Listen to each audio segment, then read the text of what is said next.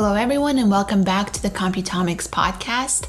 This week we will follow up on our discussion from our last episode with Vito and keep discussing ways that environmental data can really be made useful for the agricultural field. We will dive a little bit deeper into the topic of how environmental data can really improve predictions. We will discuss what kind of environmental data we're talking about and some of the challenges currently facing the incorporation of this data into standard prediction pipelines. We hope you enjoyed the episode.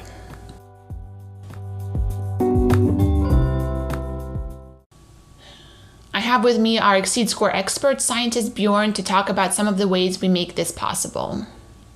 Hi, Anna. Hi, Bjorn. Welcome to the podcast. I'm really excited to talk about this topic. I think that as I've been reading literature and what's coming out from the scientific community, there's been a lot of discussion on the importance of incorporating data into phenotype predictions.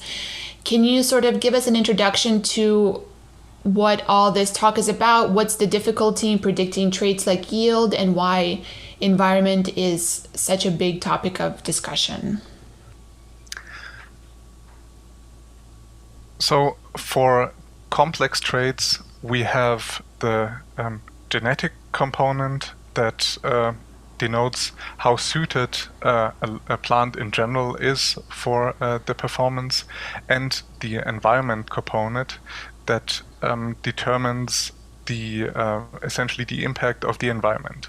And these are it's not only the environment and the genetics, but also certain genetic aspects of the plant interact with the environment, or the lines or the plants depend on certain environments. And so what you're saying is that essentially for traits that are complex, maybe as an example would be yield, you're really missing a full portion of the equation that results in yield when you're not able to appropriately calculate environmental factors, right? Yes. So the environment, for example, for some traits like yield, plays a huge role, and not only the environment, but also things like the management of the fields. And then also the environment can be a lot of things, like we have weather information or climate as kind of a larger weather phenomenons, and also information about the soil that play into in this environmental impact of the plant. And they all play together with the genetics of the plant to then result in a certain performance for a trait. And the more we can model these environmental factors and the genetics together, the more accurate we can be with our predictions. But I guess, the question that immediately begs being asked is, we certainly aren't the first people to realize that the environment, things like weather or soil, are important for crops. I mean, this is essentially what the agricultural industry has been living off of, and these insights that farmers on the field, even seed companies, have been sort of intuitively making. What has really been the challenge? And I assume that, we actually know from our client interactions that a lot of our clients do have quite a lot of data per se covering these different aspects. So what's been the challenge? What's been the problem? If they have the data, they know it's important, why is it not being useful? Most of the farmers, as you said, collect this data, and farmers or breeders already try to model for these environments. For example, by using these so-called check lines that are then planted in multiple environments, so that you can kind of normalize for the environmental factors. So it's not that they essentially want to model the plant in an exact environment, but they want to see how, in comparison to other environments, the plants perform. And also normally looking for a specific environment or specific field is not the precise goal that a farmer has. They want a plant that performs quite well in all of their environments. And if the problem then comes up if you have, for example, changes in the environment, or if you have years that are not as predictable as the years before. And we will see this more often, I think, in with the climate change that we are facing. Definitely. And also in terms of globalization, where people want to go to other markets or expand their breeding programs to other regions. Definitely. And so with these check lines, this is more of on the field testing. What about in terms of predictions? Do you think that what is the challenge with incorporating this type of data into current predictions that companies, even huge companies, are trying to make? Yeah, so as I mentioned in the beginning, so it's a really complex interaction between the genetics and the different environmental factors. And that then results in a huge complex computational problem, essentially, because if you want to have this completely precise, you have to model all interactions of all markers, all environments, all possible environmental factors at some point, because each of these environmental factors could have some influence, even minor influences, on your final performance. And if you want to model all of this, this is quite complex. And with statistical models, the problem that you're then facing is a huge explosion in the data complexity and also the computation of these data sets. Is there a reason why the approaches we're taking to tackle this issue differ significantly from these statistical approaches?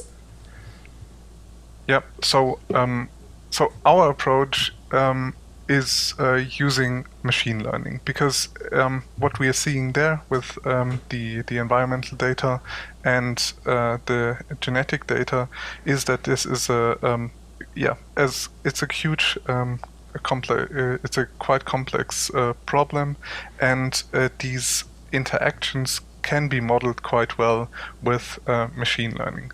There are multiple methods in, for example, classical machine learning, or also in neural nets that are able to model these complex interactions. We can build in structures that we see in the data where we have some prior knowledge of, and we can model all of this and then have an efficient way of predicting it. Okay. And I assume that the data that's going to go in, right? So to me, I'm thinking that there's going to be a certain amount of data that a client has, and that probably varies depending on the amount of data they've gathered, the size of their institution, what they have access to. So there's a certain amount of historical data that they bring with them that can also be considered environmental data. But there's also maybe the opportunity to add on to that data, or to, for us to bring something from our side to help enhance those predictions for them. What is the interplay between the kind of data clients bring and also the kind of data that we can bring from our side to really build a prediction technology that is really multifaceted and that can really cover the full landscape of what's happening with their crops? Yep. So we've seen that clients normally have genotype information and information about the performance of the plants. They not necessarily have enough information to really model a complex environment.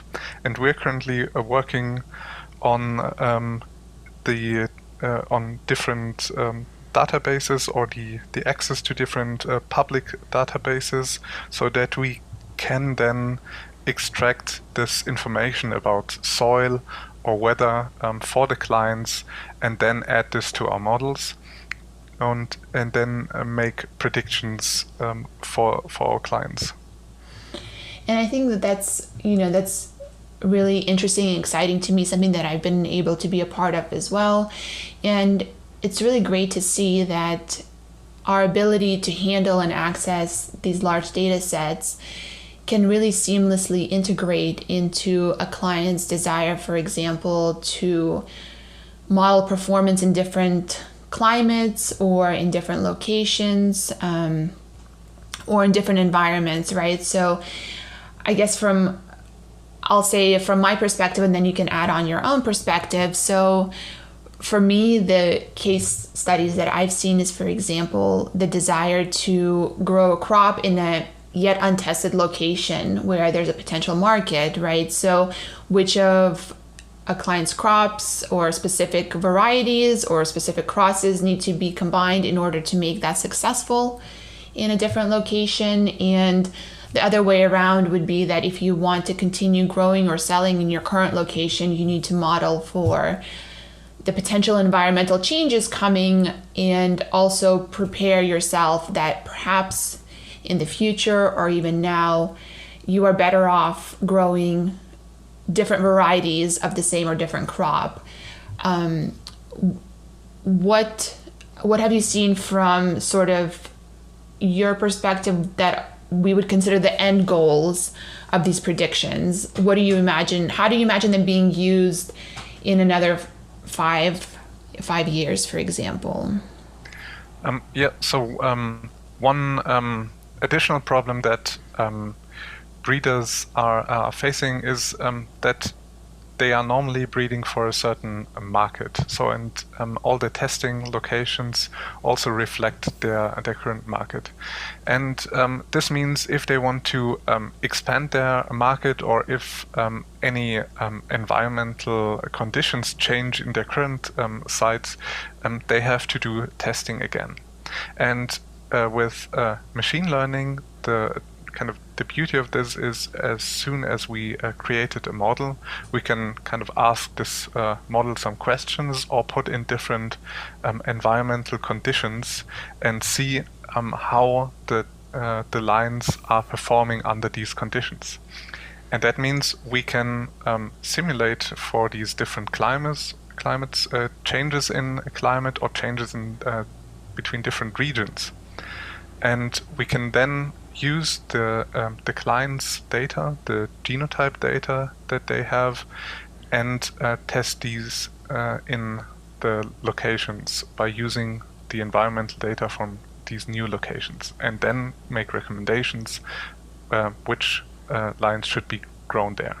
And this will then save time, which is especially great if we are looking at like food supply in countries that are heavily impacted by climate change, where it's necessary to really quickly adapt the lines to these environmental conditions, and come up with new lines essentially every year that are better suited for their needs. Yeah, I think one of the things that maybe I've noticed or have thought about recently, especially as I've had a chance to talk to more of our international collaborators who are working in places like Southeast Asia or Africa, is that in Europe, I say we, I'm not in Europe with you guys anymore, but I feel like we are a little bit still isolated from those effects of climate change, whereas in fact, areas of the world that are more dependent on agriculture and are more fragile to the changes of the environment, such as Southeast Asia or Africa, are really already experiencing these challenges and are really already battling the reality of crops which are failing to produce as a response to this new environment. And I think in the US, where I am, the US is quite large, but just the sheer increase in extreme climate events has also put in perspective the fact that a crop that maybe didn't have to be prepared to survive drought or flooding or high salinity from various situations now has to be prepared to survive that. And I think that's really going to become a stark reality as it becomes more hard-hitting in the places that we call home. Do you see what I'm saying? So I think it's important that we, as all of humanity, face this problem, because even though it's not impacting us in like Europe or North America as much as the other countries, if there is, if we have the knowledge to change anything there, it's important that we also work together with the institutions like ERI or local companies to like help them adapt faster to these environmental changes. I agree. That's one of the things I really love about Computomics. I think we're really founded in a mission of doing the right thing with the right technology and really caring about the way that we use data, the way that we protect our clients' data. I just think that there's a lot of ways that we contribute to this mission that maybe aren't obvious from the outside. And again, just making sure that we protect our clients, protect their data, that we help them with these predictions. Because even hearing you talk, I could imagine somebody who's a breeder or grower thinking like, I could, maybe they can't make sense of this information, but in fact, we really participate and work with our clients to make sure that everything we deliver to them is actionable and useful and really helps them make decisions. And I think that stems from the fact that we really believe that what we're doing is socially important. Can you maybe just as a last point speak to that commitment we have to our clients to make sure that we deliver data in a way that is useful for them? So for us, it's really important that the results that we are supplying to a client are meaningful and can be useful to them. And that means we are not only taking the data, processing them and handing them back, but we have a really frequent and scientific interactions with them. And to make sure that the project is shaped in a way that it benefits their breeding program. Great. Well, if anybody who's listening would like to get in touch with Bjorn and chat about your needs, then we can certainly make that possible. Thanks, Bjorn, for sitting down with us today. And I really hope that we can really make a contribution to this challenge of providing the full predictive capabilities for crops and really being able to be at the forefront of guiding agriculture into whatever climate situation we will face as humanity. So thank you very much. Thanks for having me.